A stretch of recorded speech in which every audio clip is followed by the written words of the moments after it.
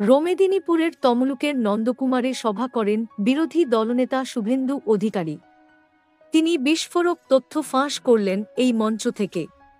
সম্প্রতি দ্বিতীয় দফার ভোটের প্রচারে মেদিনীপুরে সভা করেন মমতা বন্দ্যোপাধ্যায়। সেখান থেকেই নন্দীগ্রামের প্রসঙ্গ তুলে নিশানা করেন শুভেন্দু অধিকারীকে।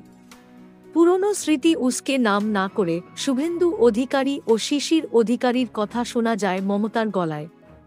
বলেন, সেদিন যখন এসেছিলাম আমি, কোথায় ছিলেন পিতা পুত্র? কেউ কেন দেখতে পাননি তাদের? এদিকে মমতার এই আক্রমণের পাল্টা দিয়েছেন শুভেন্দু অধিকারীও।